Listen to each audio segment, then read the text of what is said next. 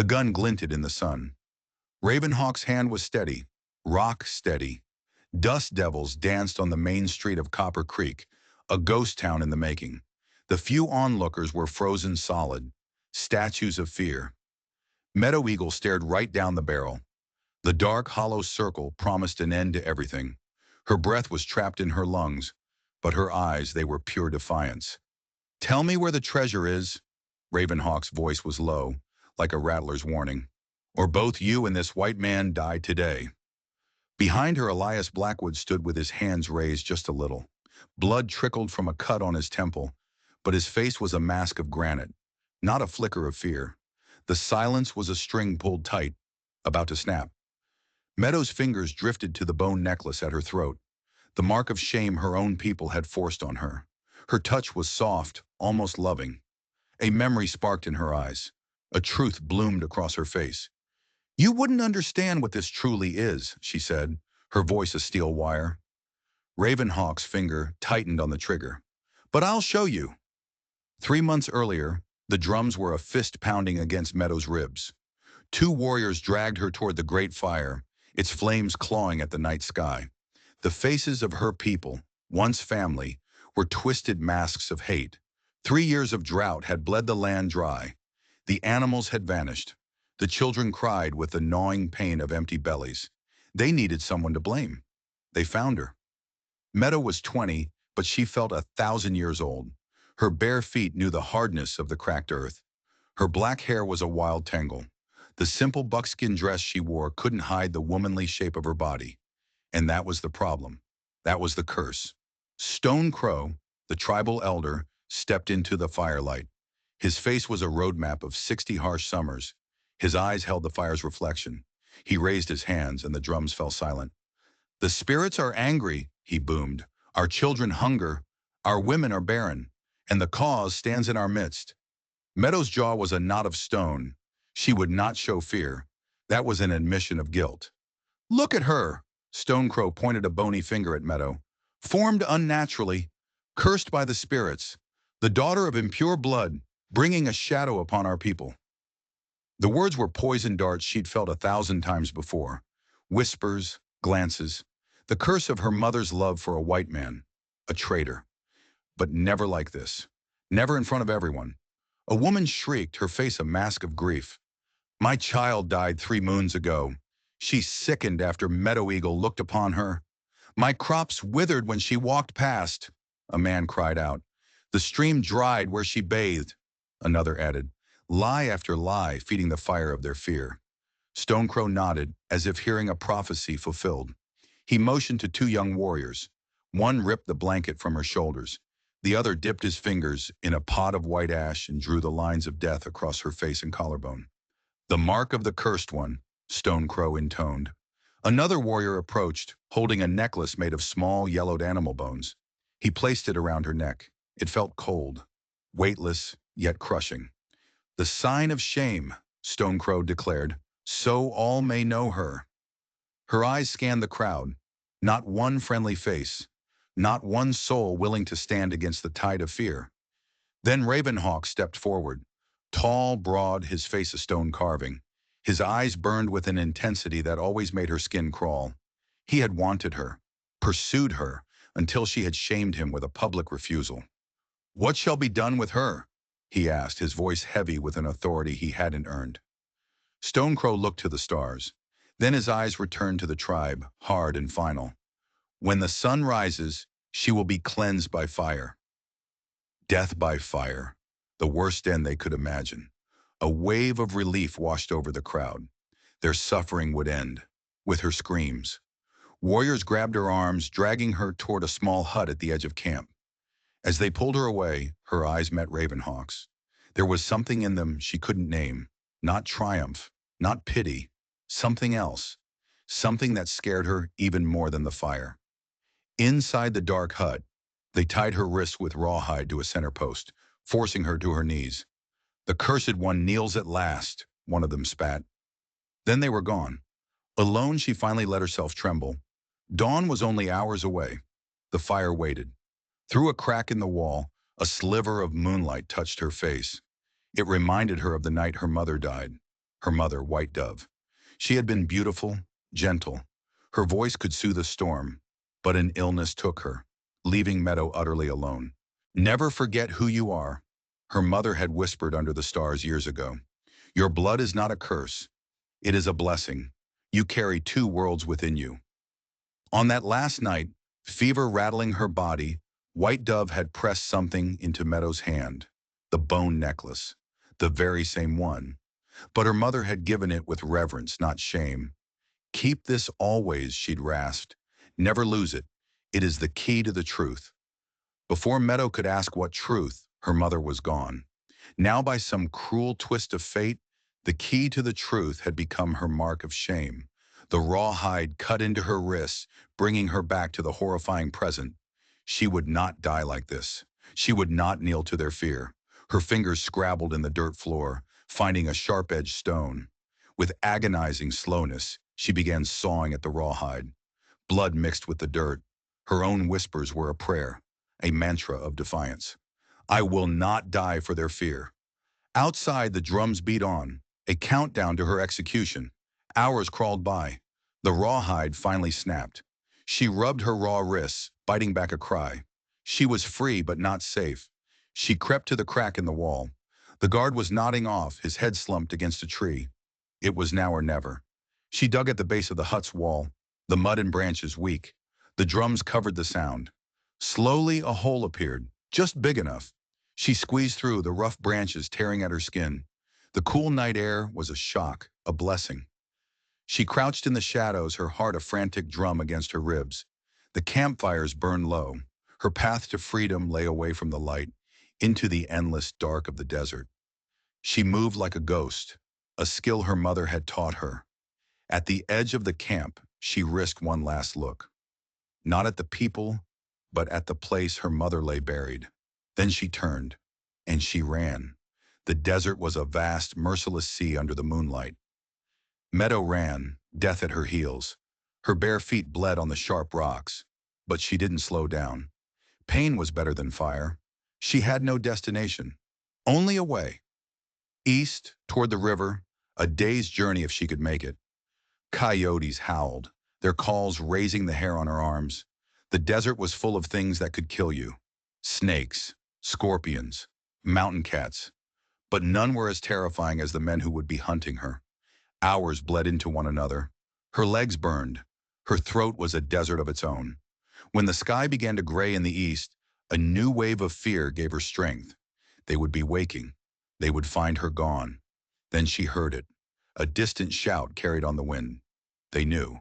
She pushed her broken body harder, the pain in her side a hot knife.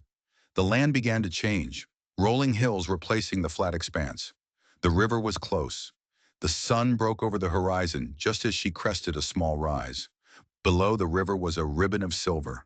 Hope. She stumbled down the slope, falling to her knees at the water's edge, plunging her face into the cool current. She drank until her body screamed with relief. For a single fleeting moment, she believed she had made it. A voice shattered the morning. Did you think you could truly escape? She spun around. Ravenhawk. He stood alone, a dark silhouette against the rising sun. He had tracked her. Through the whole night, he had followed her. Panic seized her. She was too tired to run, too weak to fight. This was the end. He stepped closer. His face was not what she expected. There was no triumph, no cruelty. It was something else. Concern. You should run, he said, his voice low, urgent. Keep going east. I'll tell them I lost your trail. Meadow could only stare. This made no sense. Why? Why would you help me? A shadow crossed his face. Because Stone Crow is wrong, and because... He hesitated. Just go. Quickly. I'll find you later. The sounds of the search party grew louder, closer. Go! Ravenhawk hissed, turning to face the approaching voices. Confusion warred with desperation. Meadow scrambled to her feet and plunged into the river. The icy water shocked her, giving her a final burst of adrenaline. She fought the current, climbed the far bank, and vanished into the brush. She glanced back one last time. Ravenhawk stood watching her, a solitary, unreadable figure against the dawn. Then he turned, walking back toward the men who were hunting her, ready to lie for her. Meadow ran, her mind reeling. The man who had condemned her was now her savior. Nothing made sense anymore. The sun climbed, a merciless eye in the sky. The heat was a physical weight pressing down on her. Hunger was a gnawing beast in her gut. By midday, her vision was a blurry smear. Each step was a battle. The bone necklace felt like it was carved from lead, not bone. The weight of her tribe's rejection, her mother's final mystery, her own impossible future. She finally collapsed at the edge of a clearing. The world swam. Hoofbeats approached. A shadow fell across her face. Rough but gentle hands lifted her. Her last thought before the darkness swallowed her whole was of her mother's words. Never lose it. It is the key to the truth. The first thing she felt was nothing, no pain. The relief was so total, she thought she might be dead. Then came the smell of wood smoke and coffee, the soft crackle of a fire. She opened her eyes. She was in a bed, in a small rustic cabin. A wool blanket covered her. Someone had cleaned and dressed her wounds. The bone necklace was still around her throat. She pushed herself up, muscles screaming in protest. A man entered, tall, broad, a jagged scar running from his temple to his jaw. His eyes, a startling blue-gray, were gentle. He carried a bucket of water and stopped when he saw her awake. "You're back with the living," he said. His voice was deep, quiet. "Been out since I found you yesterday." Meadow's hand instinctively went to the necklace. She knew nothing of this white man. "Who are you?" "Elias Blackwood." He poured a cup of water and offered it to her. "This is my land you collapsed on." She drank. The water a miracle. "Why did you help me?" Elias shrugged, stoking the fire. "Wouldn't leave anyone to die in the sun, Apache or otherwise." He seemed to know what she was without asking. He handed her a bowl of stew. It tasted like life itself. "Why were you running?" he asked, his voice blunt. She hesitated. "My tribe. They believe I'm cursed."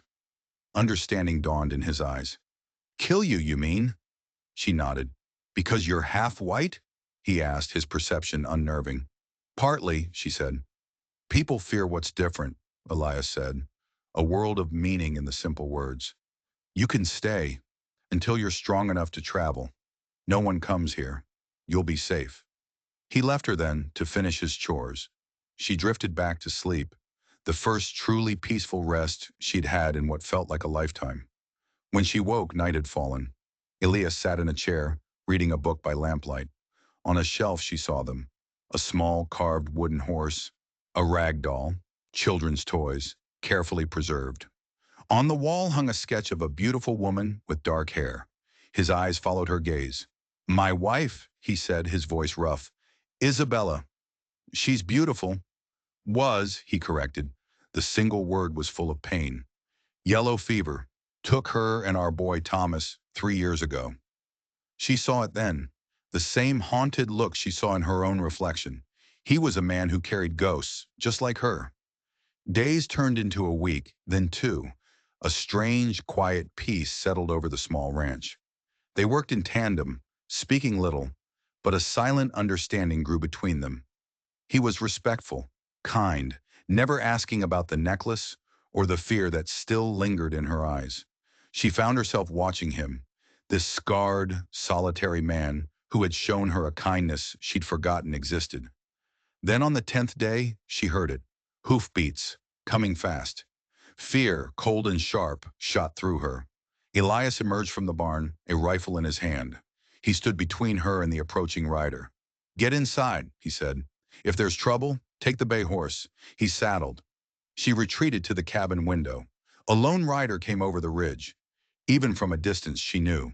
The straight back, the confident way he sat his horse. Ravenhawk had found her.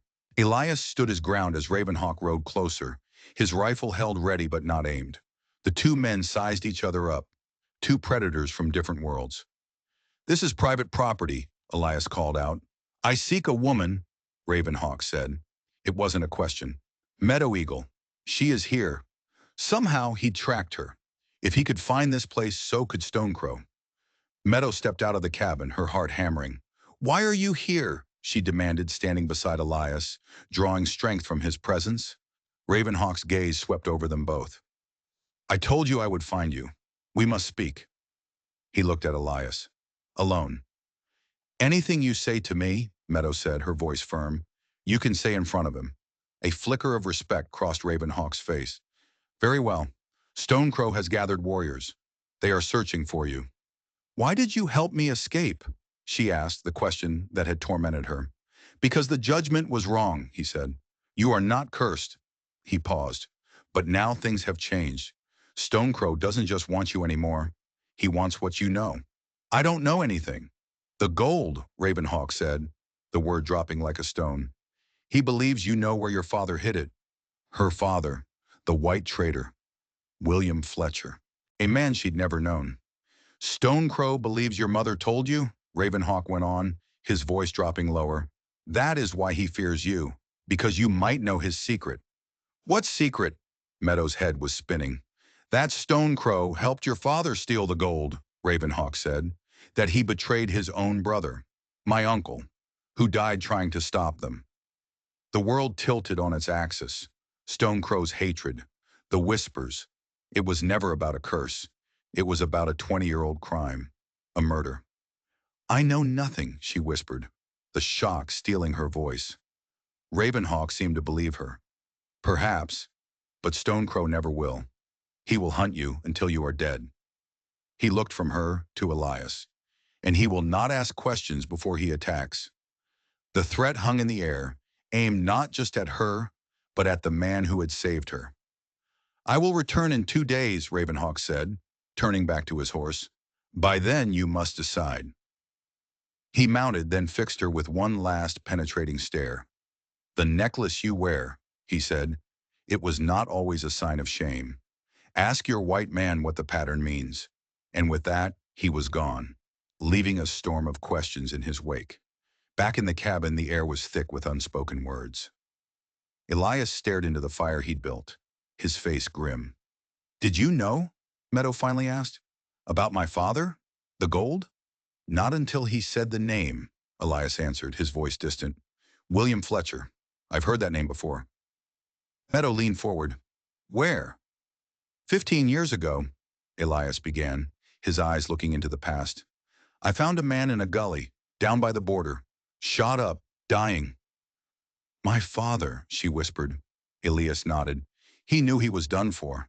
Started confessing, said he'd done terrible things, mentioned stolen gold, betrayal. He died right there, begging forgiveness from a woman named White Dove. Her mother. Her father's last thoughts had been of her mother.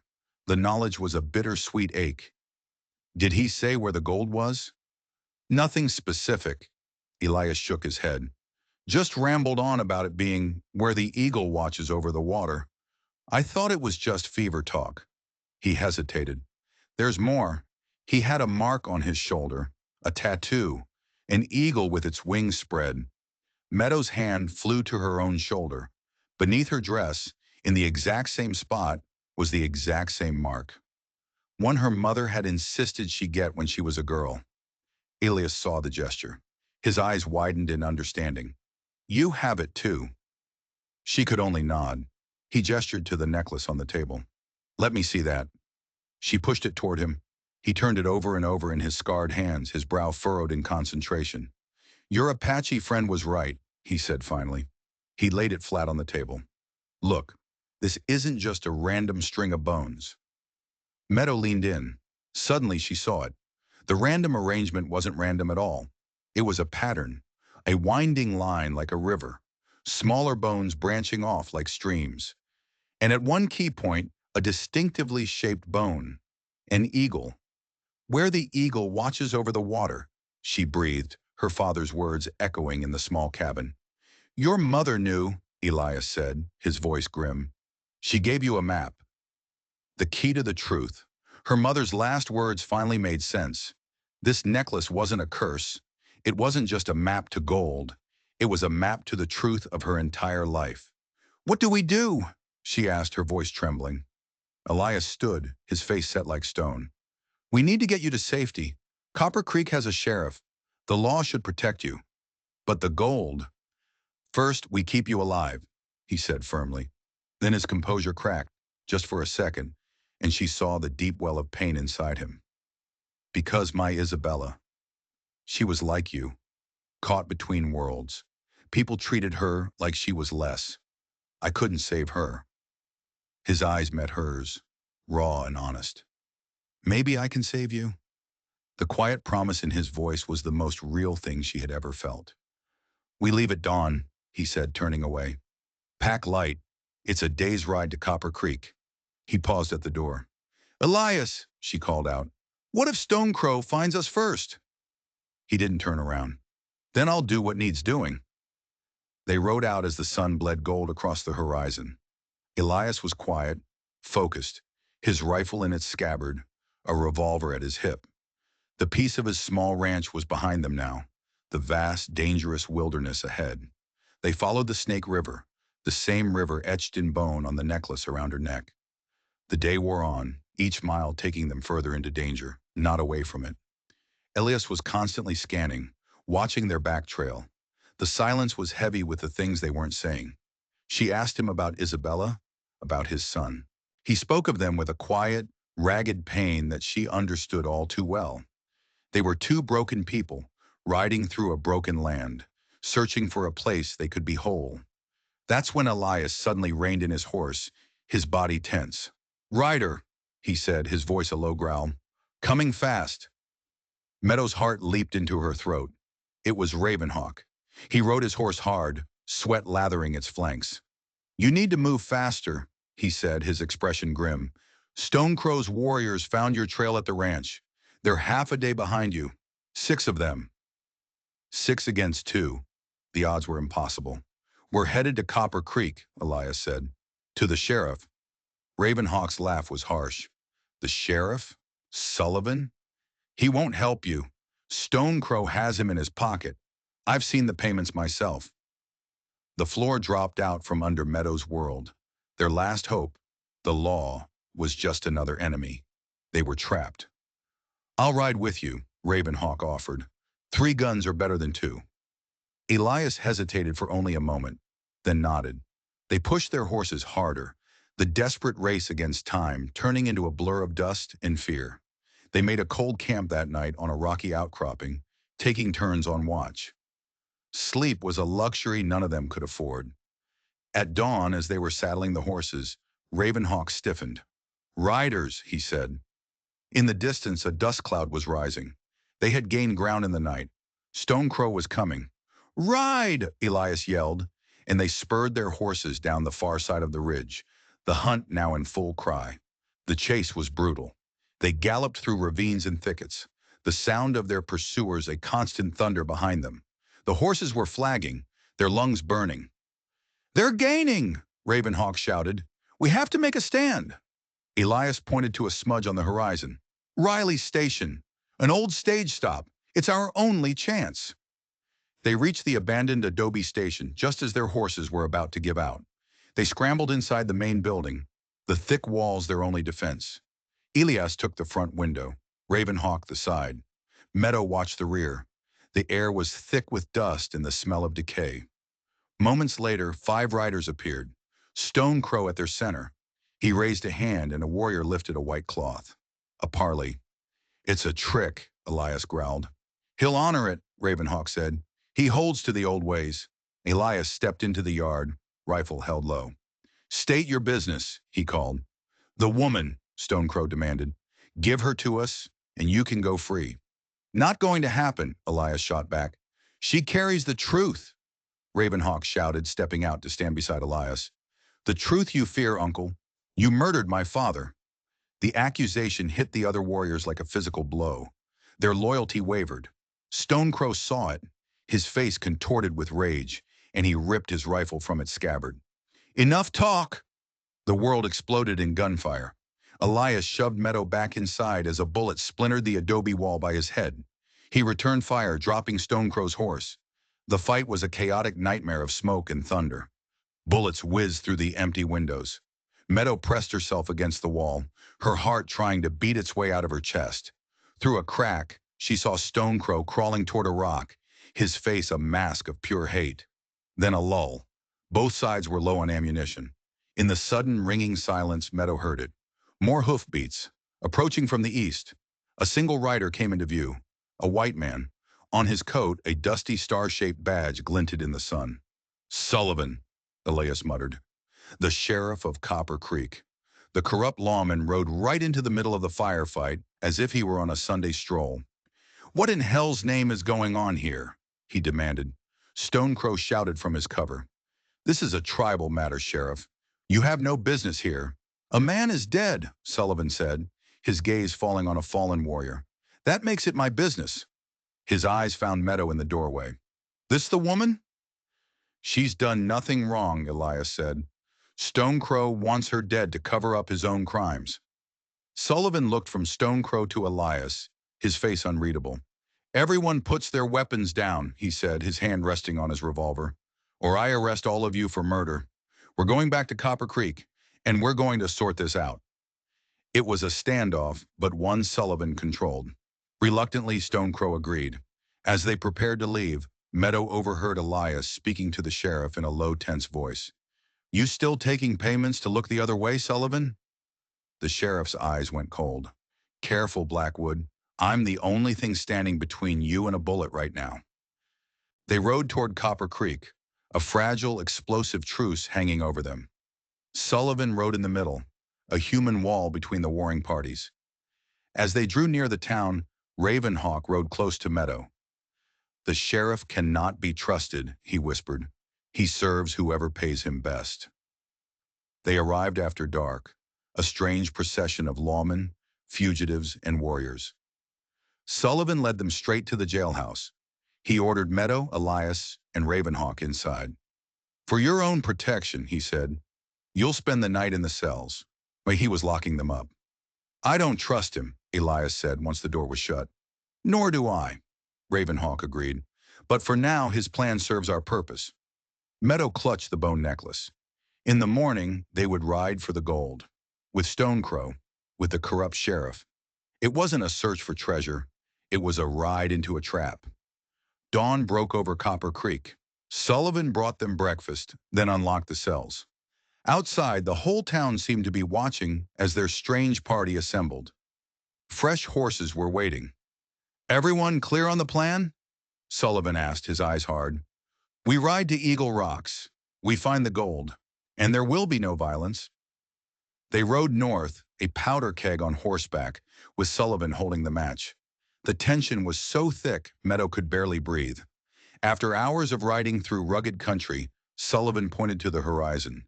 Eagle Rocks. It was breathtaking. A massive limestone formation, shaped exactly like an eagle with its wings spread, watching over a bend in the river. It was a perfect match for the bone necklace. It was real. They dismounted at the riverbank. Meadow laid the necklace on a flat rock. The map was undeniable.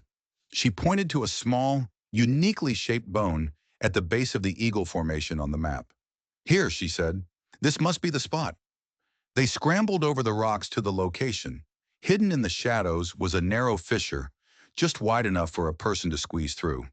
Beside it, weathered into the stone, was a small carving, an eagle, the same as her tattoo.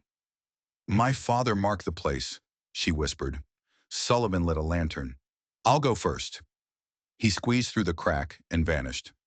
Meadow followed, the cold rock scraping against her. The fissure opened into a cave. The air was damp and smelled of ancient earth. One by one, the others followed, until they were all standing in the lantern's glow. Meadow's father's words came back to her. "The eagle watches over the water." She looked up. Carved into the ceiling was another larger eagle, and directly beneath it, a depression in the cave floor. Elias knelt, brushing away dust and debris. "There's something here." He uncovered a heavy stone slab set into the floor. In its center was a tiny eagle carving. Meadow reached out and pressed it. A soft click echoed in the cave, and the slab shifted. Working together, they dragged it aside. A dark hole was revealed. Sullivan lowered the lantern. The light caught the dull gleam of metal. Gold. Leather pouches overflowing with coins, nuggets, and ingots. The stolen treasure. After all this time, Ravenhawk said, his voice thick with emotion. But as the last pouch was lifted out, Meadow saw something else. A small bundle wrapped in deerskin. She reached in and pulled it out. "What's that?" Sullivan asked, his voice sharp. She unwrapped it. Inside was a folded piece of paper, yellowed with age. A letter. "It's from my father," she said, her hands trembling. She began to read it aloud. It was a full confession. William Fletcher detailed the theft, naming his partner Stonecrow. He wrote about the struggle, about how Stonecrow had killed his own brother, Running Wolf, and blamed him for it. He wrote of his guilt, of his love for White Dove, and of the child she carried. His child, Meadow. Silence. Stonecrow's face was ashen. His own warriors stared at him, their faces masks of disgust and betrayal. The lie he had lived for 20 years was shattered. "Something doesn't add up," Elias said suddenly, looking at the piles of gold. "From the stories, there should be more. Much more." Sullivan's hand drifted toward his gun. "Stories get exaggerated, Blackwood. But the slip was made. How would Sullivan know how much gold there should be?" "Sheriff," Meadow said, her voice steady, "how did you know to find us at Riley Station?" The air in the cave crackled. Sullivan's eyes darted between them. Then he drew his revolver. "Nobody move," he said, his voice like ice. "You knew," Meadow breathed. "You knew about the gold all along." A humorless smile twisted his lips. "Fletcher told me. Before he died. I've been looking for it for 15 years. And you, little lady, you were the key." "What's your plan now?" Elias asked. "My plan," Sullivan said, his eyes hard, "is to take what I've earned. The tribe will get a share. The rest is mine." "Perhaps we can make a deal, Sheriff," Stonecrow hissed, seeing an opportunity. "The gold, split between us. The others, they don't need to leave this cave." Sullivan was considering it. The look in his eyes made Meadow's blood run cold. "There's something you should know," she said, her mind racing, inventing a lie to save their lives. "My mother told people about the map, people in Copper Creek, people who knew my father, people who knew you, Sheriff. If I don't come back, they'll know exactly who to blame." It was a bluff, but it hit its mark. Doubt flickered in Sullivan's eyes. And in that moment of hesitation, a sound echoed from outside the cave. Voices, getting closer. Sullivan's head turned. It was the only opening Elias needed. He lunged, knocking the gun aside. The shot was deafening. Chaos erupted. Ravenhawk tackled a warrior. Stonecrow scrambled for the gold. Elias and Sullivan wrestled for the gun. Then figures appeared in the cave entrance. Townsfolk from Copper Creek, armed and worried. They'd followed the sheriff, fearing trouble. The trap had closed, but not on Meadow, on Sullivan. His plan was in ruins. Faced with a dozen witnesses, he surrendered. The full story came out. Fletcher's letter, Stonecrow's betrayal, Sullivan's greed. Justice, or something like it, had finally arrived. The gold was returned to the Apache. Ravenhawk went back to his people, not as an outcast, but as the man who brought them the truth. Stonecrow faced the judgment of the tribe, a fate worse than any white man's jail. And Sullivan's badge was stripped from his coat. His career was over. 3 days later, Meadow stood on the porch of the Copper Creek boarding house.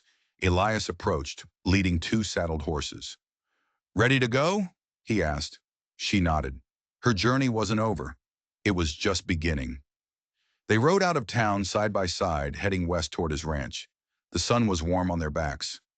"You could come back to the ranch," Elias said, his voice carefully neutral, but his eyes told a different story. "Help me with the horses, at least until you decide what's next."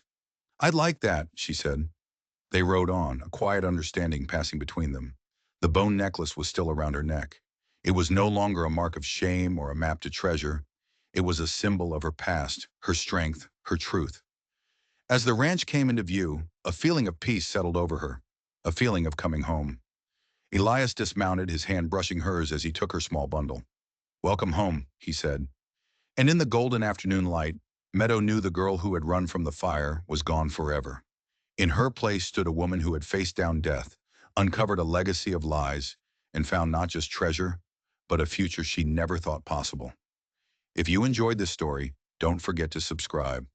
You never know what other secrets are buried out there, just waiting to be found.